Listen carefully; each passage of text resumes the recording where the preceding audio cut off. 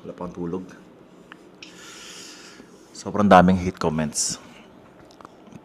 Okay guys, hi, ako pala si Vince and Unbox Diaries.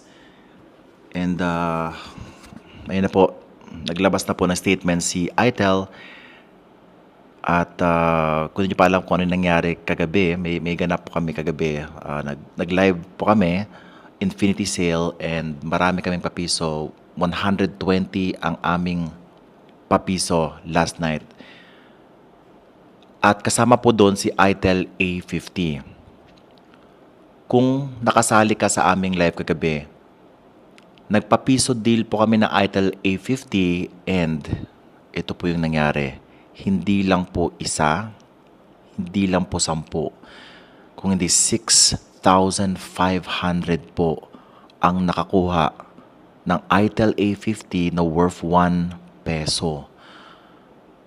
At kung hindi mo alam kung anong ibig sabihin nun, ang ibig sabihin po nun, 15.6 million pesos po ang nawala. Just like that. In a moment. From the brand.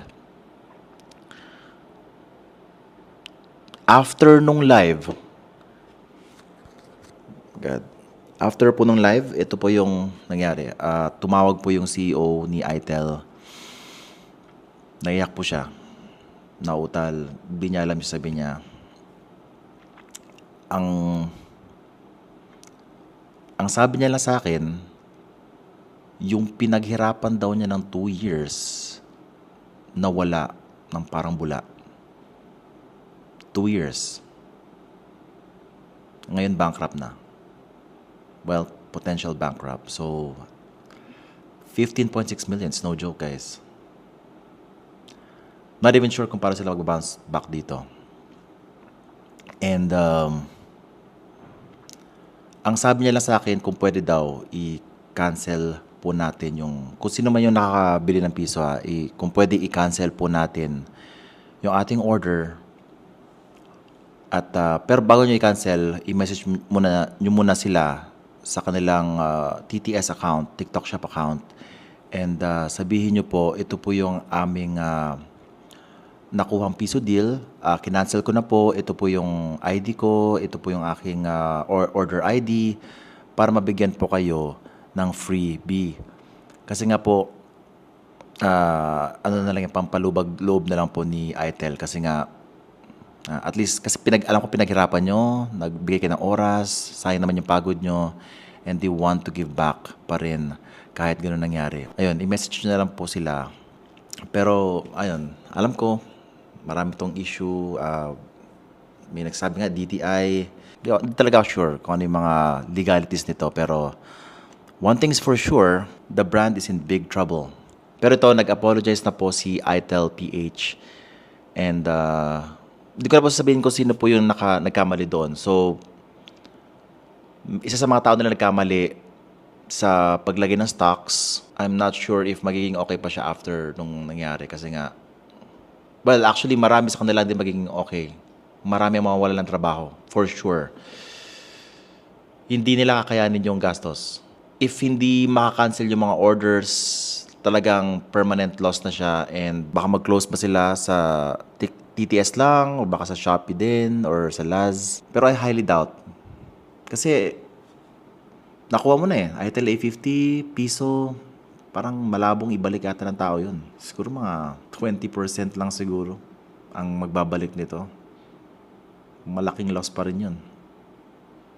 Seriously, isipin mo, parang nakakita ka ng cellphone sa daan.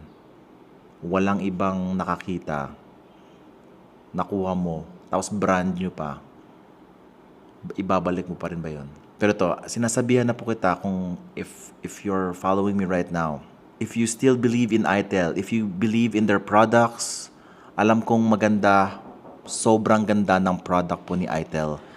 And sana magtuloy-tuloy pa tong brand na to kasi nga mahirap guys. Pag na-bankrupt sila, goodbye, wala na pong ganitong klaseng brand ang magbibigay ng ganitong klaseng presyo, specs para sa atin.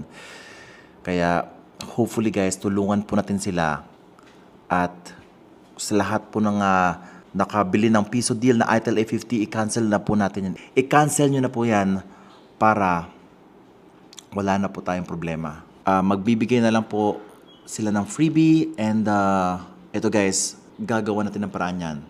I will make sure na hindi nasayang ang inyong pinaghirapan, ang pagod at oras na binigay nyo sa amin dun sa live. I will make sure na maayos natin yan. We are really sorry for what happened. I am sorry for what happened. Matindi ang nangyari talaga. I hope you find in yourself to forgive us, to forgive ITEL for what has happened.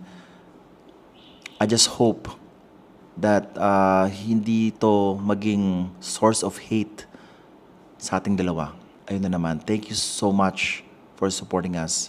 Thank you so much. And I'm sorry.